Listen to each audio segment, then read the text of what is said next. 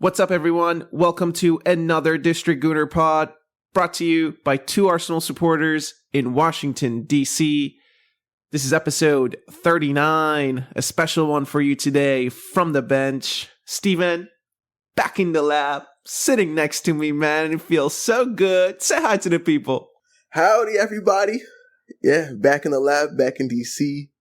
I gotta say, man, the allergies are killing me. So if you hear some sniffles, I apologize. The cherry blossoms here are blossoming, though. They are out to play. Just a little thing about DC. Go down to the tidal basin. It's all pink. Got the trees out. Looking good. So, do you know the story behind all the cherry blossoms in DC? I know a little bit, but give it to me. No, tell me. Give it to the people. Give it to the people. So I think it was a gift from Japan. That is it. It was a gift from Japan years and years ago. I think it was, I don't know how long ago it was exactly, but I think it was kind of like after World War II. Correct. It was kind of like a peace offering of sorts, of like picking relations back up after, I don't know, maybe 20 years or so after the big war. Yeah, but it's a huge thing here, I guess, tourist season-wise. I think it kind of kicks it off. A lot of people travel to come see it. And you never know, right? People book their trips March, April. This week was peak week. It's been good, but it's been making me suffer. So, yeah, sorry for the sniffles. Yeah, sniffles. I mean, the voice is going to be a little nasally as well. Hopefully it makes it sound thicker, you know. But everything is good, man. Everything is good, and it's really nice to be back together. We've been kind of away these last few weeks, these last few episodes, man. Kind of just going off the rip, far away. Yeah, here, there, everywhere. Well, we've been on the East Coast, down south. We've been in the Northwest. The Southwest, yeah, we kind of hit all the pockets. Someone's got to go to the Midwest now. Yeah, probably. Well, actually, I'm going to go to... Nose goes! I am going to end up going to Columbus in a couple of months here. So we'll get that checked off the list, man. But if anyone's ever planning a trip out to Washington, definitely, like, this time of year is pretty gold, dude. Absolutely. Weather is great. You know, that high 60, low 70s. It's been pretty sunny. Yeah, man, just take your Zyrtec and you're good to go. Yeah, I'm more of an Allegra guy, but I hear you. Listen, man, we've been away. The boys have been away. Not a lot of football happening since we last spoke. Really, there was a little action in the FA Cup, but I don't really care to bother with that. There was a crazy game, though, between Liverpool and Manchester United. That was the one that I really caught. That was a wild game. I can't believe they didn't put them boys away. But yeah, it's crazy. Arsenal's not playing, but I keep hearing our name. Can't keep our name out these people's mouths, man. It's crazy. It really is, dude. Like, the truth, pretty soon, I won't be shocked if, like, the Webster or, like, the dictionary came out and put an image of just the Emirates Arsenal right next to the word rent-free, dude. Yeah, that was a crazy game. I mean, whatever. I was kind of hoping Liverpool go through because United, I can't be bothered with that. I just can't be bothered at all. But, 4-3. It was a good ending, I guess. It was hype. Yeah, but since we are talking about that game, did you see what their manager said after they had defeated Liverpool and got through to the semifinal of the FA Cup? That's what I'm talking about, man. We're not even playing. We're not anywhere near. Like, why are we talking about Arsenal, about a game that happened in September? Oh, the offside should have been a foul. Like, what are you talking about, you fraud? Get a grip, dude. So my conspiracy theory is that the board have notified him that when you play Arsenal, because we play them at the end of the season, like near the end of it, I think that's the game he's going to be maybe judged against. So that's the game he's going to be sacked in the morning. I think so. Okay. That's like, I mean, imagine this. When do we play them? Let me pull this up real quick, dude. I think it's the second to last game. If it's the second to the last game and they haven't been able to secure top 4 and they haven't been able to secure top 5 and things are just still looking kind of glim, and maybe it comes down to that game where they have to have a performance against Arsenal. I just feel that if we school them again, that's it for him. I think I can legitimately see him getting sacked the day after that. I wouldn't feel bad for him. Next. I have no remorse for that guy. He's weird, dude. Ollie should have been at the wheel, boy. I prefer Ollie at the wheel versus this guy. Yeah, he is kind of weird. Stressing about this game that happened in September. Like, that's the season that they've had is because of that game against us in September. Like, there's a lot of football in between then and now, right? No, don't talk about us. That's your own fault. That's your own fault. And hey, maybe it's Big Gabby's fault, bro. It's called the high line, bro. Look it up, fraud. It's called awareness. Learn it. Learn it. All right, let's see. So, off football, the front office has been busy for Arsenal. Over the last week, there's been 2 contract extension announcements, and the big one was Benny White, and I think yesterday, Tomiyasu got announced. So we are recording on a Wednesday. This will be hitting you hopefully on a Thursday. Hope you've had a good week. Let me just get that in the pod. But what do you make of all these contract extensions for two of our big outside backs? But I know you got a social post to tee up here. Yeah, just the initial thoughts. I love it. I mean, this is becoming who we are. I think Ben White is a big part of that. He's a big character. You saw the video that they posted when he got announced. The players talking about him. Just describe who you think he is. I like the way they describe him is interesting, right? Almost like a mysterious. He's kind of an enigma. Maybe he's hard to get to know. But when they describe him as a player, warrior, right? Passion. Those types of things, like hard worker. So it's a person, maybe when you meet him, I don't know about this guy, kind of test him character-wise, test him on the outside. And then you see the way he works, you see the way he plays. It's like, no, this guy, he's on this team. We're on this team together. He's a fighter. Yeah, he's a warrior. I think that's such a great way to describe somebody. It really is, especially for a defender. And if you think back to his first season, when he joined us his first season, the one thing about him that stood out to me was his willingness to block shots. Like, inside the box, dude, 6 yards away, he will slide. I mean, he took a couple to the groin, right? He's not afraid to just go for that slide and say, "Go on, then. You want to score? You have to get through me, dude. I can block it with my head, with my thigh, with my foot, maybe. But I'm here, dude. I'm sliding." And we hadn't had a defender like that just really sacrifice his body in a shot block way, and that was really wonderful to see. Body on the line for sure. I said this last week, and I think it is so true.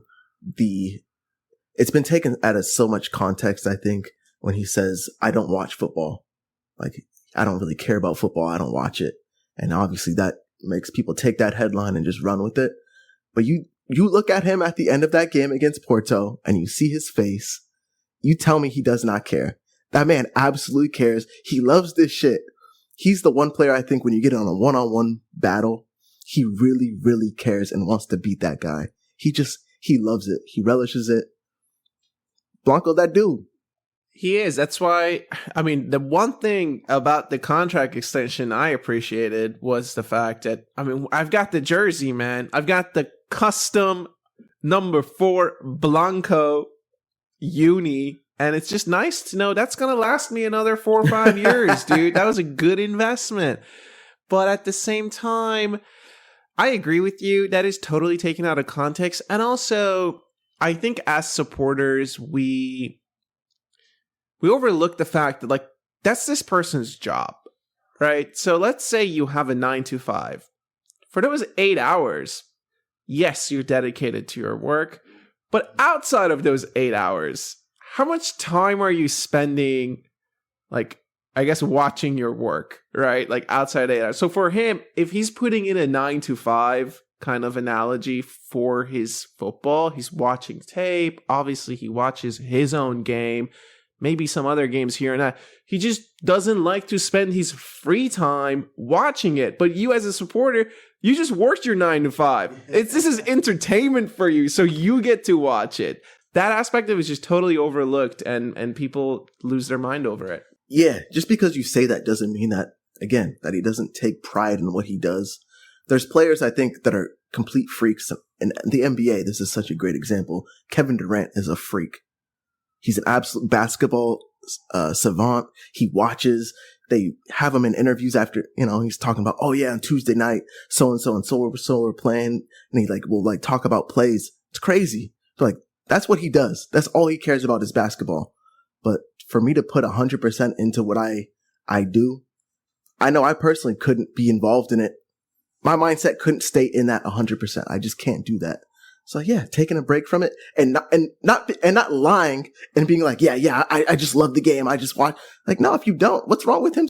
He's just being honest, right? That's the kind of guy he is. He's just being honest with it. He is, dude. And he stopped the English team, dude. That's the other big talking point. And I guess some of the really passionate could you call them patriots? I don't know. Nationalist English folks have kind of just lost their minds over the fact that this guy said, I don't care. Don't include me. Do you have an opinion on this? I mean, Southgate, out the door, bro. See you in the bin, young man. So he told Edu to talk to him. Like, I don't want any part of this. Edu, talk to him. Pick up the phone. I'm not going. To me, there's no problem. So we had an issue with Steve Holland, the assistant coach, right? There's a rift there. I think felt like he was personally attacked by him. Yeah, that's the reporting. So if I'm personally attacked by someone, you're the reason I went home from a World Cup. It's a big deal, right? I think to get to the point for you to leave, you feel like you're personally attacked. You're saying that I don't do my job 100%. Nah, and you're not going to reach out to me and apologize. You're basically covering for your boy, Southgate. He's covering for his boy. Nah, I don't respect you. That's my point. I don't respect you, so I'm not playing for you. I don't respect you, and also a big part of it is, what is this the training camp when you're going to decide who you're taking to the Euros? Like, we know this guy doesn't pick players based on form, dude. Phil Foden can't get into the team, bro. So what do you want Benny Blanco to do? She's like, it doesn't matter. Once Trent is healthy, maybe he's in. Once Reece Jamie's healthy, maybe he's in. We already know Kyle Walker is in. So it's just like, I'll spend 2 weeks with the boys, dude, at home. Little regen. Hey, maybe I will watch some tape, actually, during this downtime. Ouch. No, but I think if you feel that disrespected by somebody, why would I want to play for you? I just don't want to play for you at that point. That's it. Done deal. Done deal. All right, let's move on to Tomi, dude. So he signed an extension. Benny's extension was through 2028 with an option. Tomi has signed one through 2026 with an option. Personally, one to watch. So I'm really happy Tomi's sticking it out. And I'm also excited for him to not have an Asian Cup or a World Cup to go to. And maybe we'll actually get to see a full season out of the guy. We are big Tomiyasu fans here. When that dude is on, when Tomiyasu is on, he's probably I'll say this. I think he could be our best outside back when he's on. There was a point this season where he was undroppable, whether it was in front of Ben White or in front of Zinchenko. He was starting for either one of them. Whichever one was hurt or not doing, he was starting on either side. So when he's at his peak, he could be a starter for us. But I just love the role that he can play either side. He can fit in here, there. He could probably play center back if we really needed him to. So yeah, keep the man around because we're going to try to keep winning things. We are, dude. And speaking of that, so obviously these are the most recent long-term extensions, but the social post that you have, you want to tee this up? This is kind of been the new transfer policy that we've had, is building at home. Shout out Edu for this. So it's from AFC Stuff on X. Arsenal's long-term contract renewals in the last 18 months. I'll run through them. So we have Big Gabby, Martinelli, Ramsdale, Saka, Reece Nelson, Saliba, Odegaard, Ben White, and Tomiyasu. So the only two on there that could be potential misses would be Ramsdale, but I think we're going to recoup funds for him. And then I would also put Reece Nelson in there. I would throw him in that group just based on the fact that I don't see him playing for us in the future, really. Yeah, and I didn't hear Eddie, because I think Eddie also signed like a big fat 5-year contract a couple of years ago. I don't know if that was in the last 18 months. Oh, I Maybe see. AFC Stuff got it wrong. I don't know. I see. It's just Twitter. Don't fact check me out here. I won't. No, but my point was that, look, it's just good business, dude. And the Ramsdale move, at the end of the day, like, the guy signed an extension. 6 months later, we got a new goalkeeper. But at the same time, it's recognizing the talent that you have. It's tying down that value, dude. It's trying to turn that into a profit. It's all just, it's part of the game, innit? Part of the game. So all those players we listed really are going to be huge. I mean, they're linchpins in our team.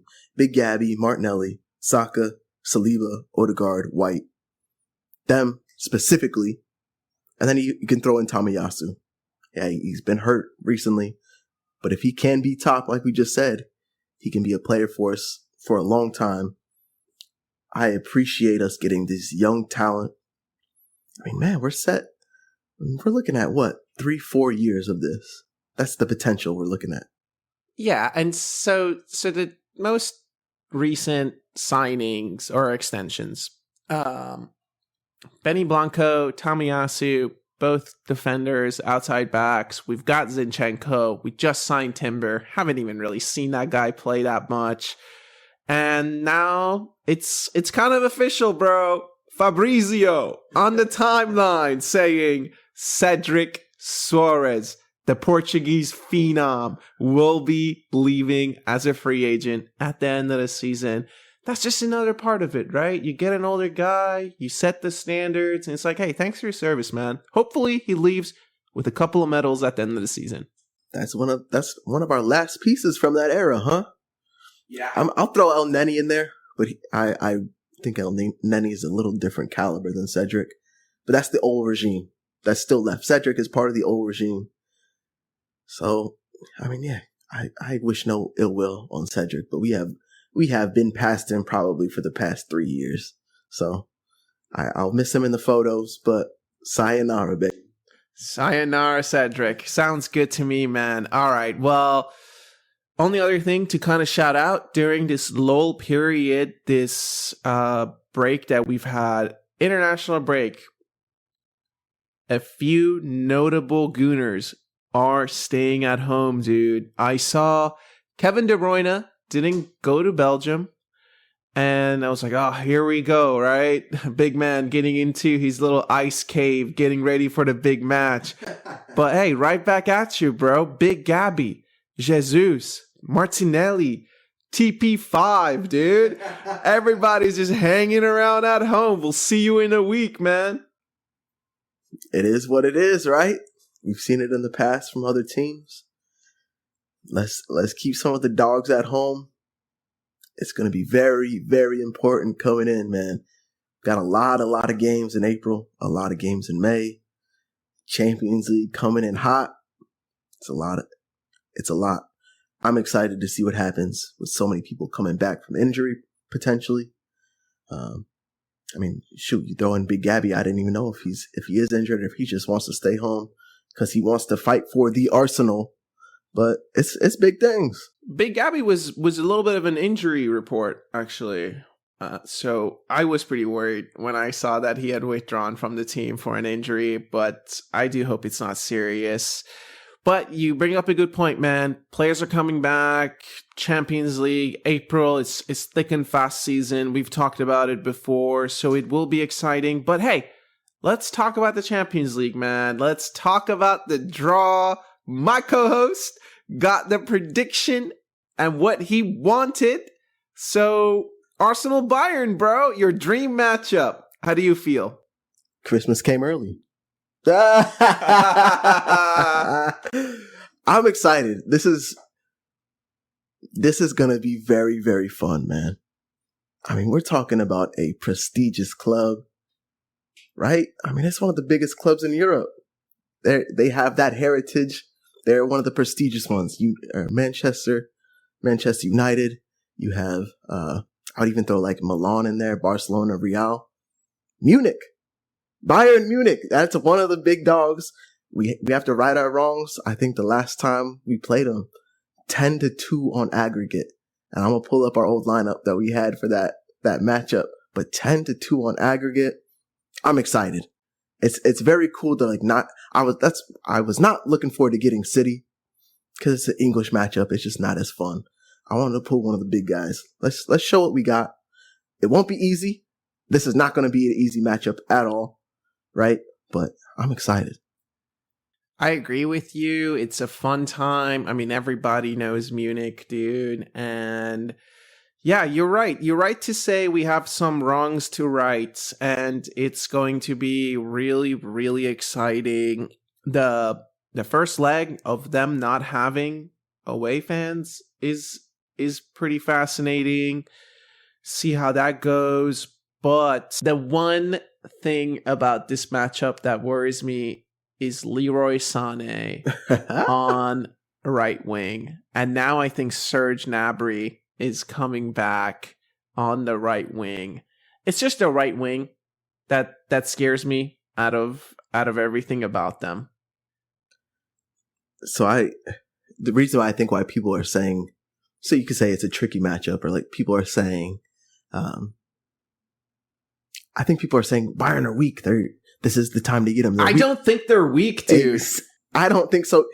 Just because they're behind a team with 0 losses, Leverkusen, 22 wins, 4 draws, 0 losses. That's incredible. Then you have Munich, 19 wins, 3 draws, 4 losses. Goal differential of plus 47. There's nothing weak about that. They're a good team. They're just getting outdone by a team that's playing incredible right now. So don't give me they're in the mud right now. Arsenal should outdo them. It's our first time in the Champions League in how many years? It's the first time in the quarterfinals. Don't give us this hoopla about we're the ones supposed to be winning this thing. I don't want to hear that. I don't. I agree with you. I feel like we're the underdogs going into this game. I still fully believe that. And look, it'll be fun because we'll play football, they'll play football, but they're fast. And I think maybe Harry Kane got hurt in their very, very recent game. But I watched their game against Lazio because Guendouzi is on Lazio. And Guendouzi was just vibes, man. Like, he just had his own little fun out there. So I enjoyed watching those games. But Bayern were so clearly a level above them. And it's like Joshua Kimmich, dude, Goretzka. Like, the midfield's going to match up just fine. The attackers are going to match up just fine. Their defenders, they're going to match up just fine. It's going to be a very, very good game. I think it's going to be close. So I do have to ask, before you do the lineup versus lineup, what is your aggregate score prediction, dude? I gotta say we're gonna win, of course. Yeah. You know what? I kind of have a feeling we're going to try to put it on them in the first leg, the home leg. We got to put it on them. I'm going to say because of how strong we are defensively, I'm going to throw out a 4-1. Yeah. 4-1 aggregate? Yeah, I am. I'm going to throw out a 4-1. And I think the first leg is the big one, where we might hit them with a either we might hit him like with the 3-0. At least a 2-0. I'm calling at least 2 goals in that first leg. At least. I think we have to put it with the no away fans. How much of a factor is that? I'm not sure. But it has to add something, right? You don't play any games with a stadium full of your own fans. All Arsenal fans there. It's going to be rocking because it is Bayern. To put him on him in the first leg, defense is stout enough to hold him in the second. So I think Mikel Arteta's record against Tommy Tuchel is 2-1. Okay. So I think he's got a, decent record for what's that worth. But for me, I was leaning 4-2 aggregate, and I would think maybe the first leg goes 3-0 and the second leg goes 2-1. Gotcha. I now that I said it, it's ambitious. I'm going to go 3-1. I'm changing it 3-1, 2-0 first game, 1-1 second game. That's what I'm going to say. Yeah. 3-1 on aggregate. I mean, these are definitely going to change by the time the actual game comes around. We'll have a podcast. We'll have a prediction. It's going to be different. But yeah, that's good. That's good to hear, man. All right. Hit me with this lineup stuff. 16-17. It's our starting 11 and 16-17 for this 2-10 Champions League matchup. In goal, David Ospina. Good memories. Back line, we have Bellerin, Nacho Monreal, Koscielny, and that man, Mustafi. He's playing for the other team. Big move. Looks like we have midfielders. Let's see. Granted, we have Xhaka in there. He's looking young in this photo. Aaron Ramsey and Ox. And then up front, looks like we have Theo, Sanchez. That's Alexis Sanchez. And Giroud. Do you think any of those boys can fit in our team now? From that squad, I would love to just take Alexis Sanchez and put him on the left wing, dude. I know Martinelli is out. I think Prime Sanchez greater than Martinelli. You can at me all you want, dude. At this moment in time, that's facts. All day, dude. So that's the one player who gets into the left wing easily.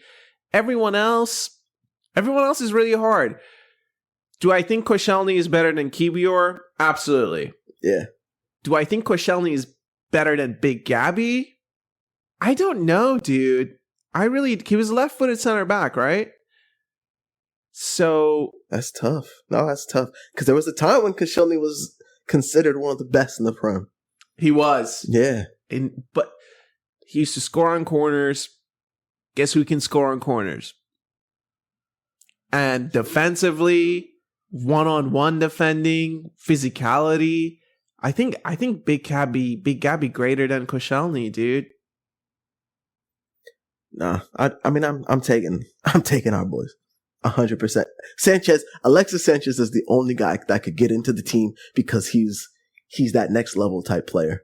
No one else, right? I mean, even if I look at this squad, I don't know where Mesut Ozil is for this match, but like Ozil, Odegaard, who do you take? Whew.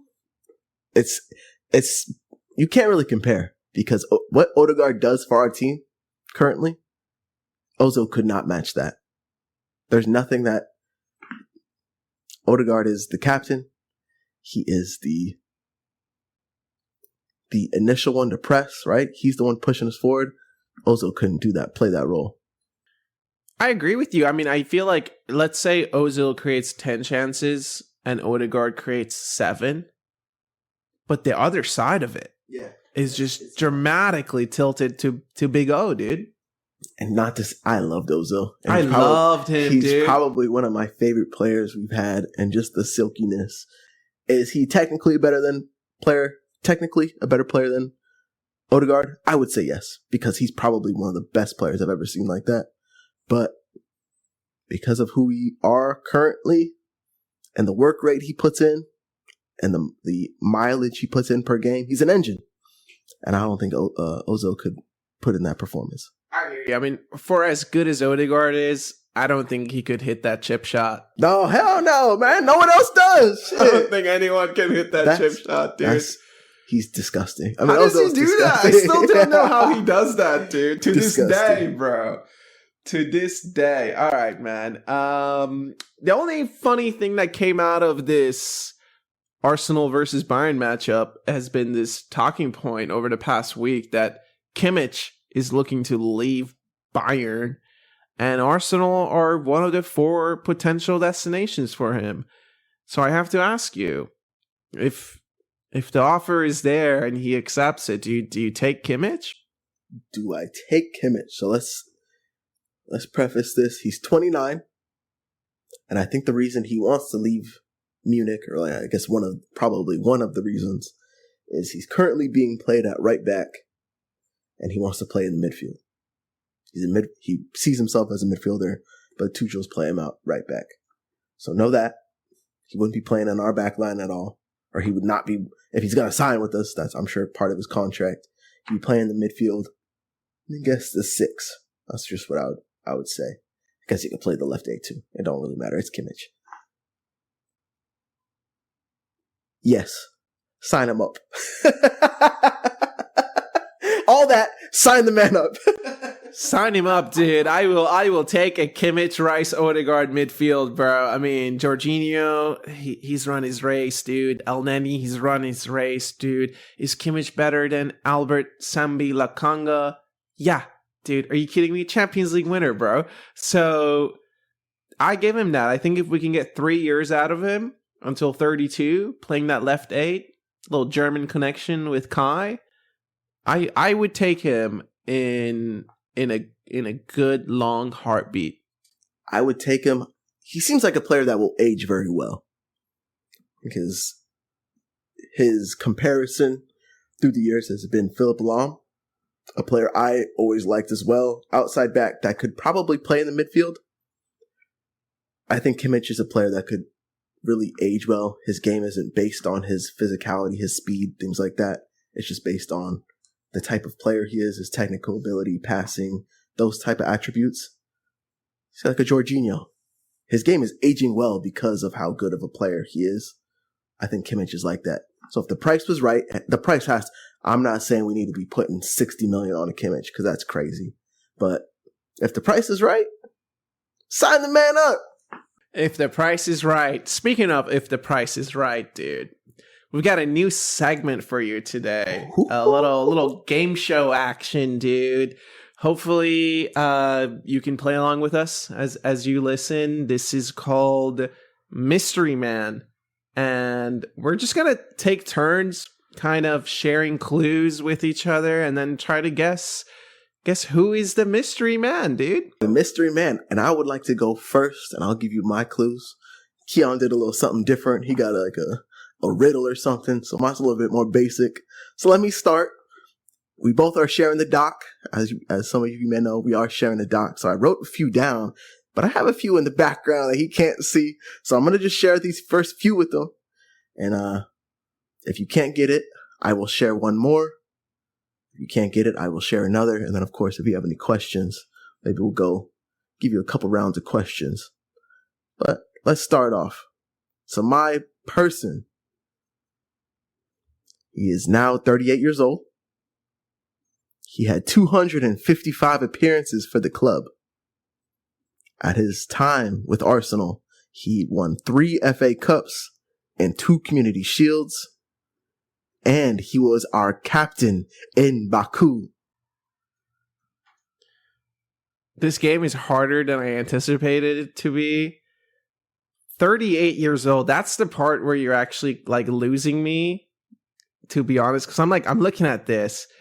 3 FA Cups, 2 Community Shields.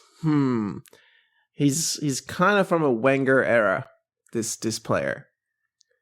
The captain in Baku part is throwing me off a little bit. Okay, so let me I'll stop you there. He played with Arsenal from 2010 to 2019. So you are correct, Wenger era. Wenger era, dude. I mean, I think he's a defender. Am I correct in guessing he's a defender? You are correct. Okay. One more clue. No. You want to take a bite? I might take a bite, dude. I might take a bite. He's a defender. How old is Hector Bellerin, bro? I don't know. Is he 38? He doesn't look. It's not Hector Bellerin. He doesn't look 38. It's not Rob Holding. He's not 38. Here we go. Could it be Monreal? It is not. So, could it be Per Mertesacker? You're just going through all the defenders at this point. All right, the next clue was he could have represented Poland, but he chose France. And he had 51 caps for them. Dude, it's Koscielny, huh? It is Koscielny. Dude, Koscielny was my first guess, to be honest with you, but I just thought he's gone by what he's talking about. Oh, I didn't think he played in the game in Baku. That's where I struggled with choosing Koscielny, dude. I think he was just the captain for the 1 year. So my last clue was going to be he played next to a giant, which would have been Per. Yeah. And he was next to Per most of that time. And then when he left, Koscielny was a captain for that 1 year. Gotcha. Yeah, and they got to Baku. All right. Cool. All right. That was fun. I had fun there. I don't know if any of the listeners guessed it right. Maybe they did. Let me go off of mine. Mine, yeah, I did it a little differently. I love to experiment with AI. It's just we live in an age of AI, dude. So why not try to have a conversation with someone else and see if they can come up with something maybe potentially more clever than you. And I asked AI to write a riddle about this player and then see if you could guess it. So the riddle goes as, I grace the pitch with skill and might. In Arsenal's red, I shone so bright. Midfield maestro, captain true. Who am I? Can you construe? Yeah, I'm going to give you three guesses. Well, you can ask for hints. You can ask for 3 hints, but at the same time, based on that, you want to narrow it down a little bit? I mean, midfielder, maestro. Is this player current? He's no longer playing for us now. Okay. Interesting. I wish the line where it says in Arsenal red, I shone so bright to be something, but I'm getting nothing from that. That's true. I'll give you a little bit more about that. No. Let me guess number 2.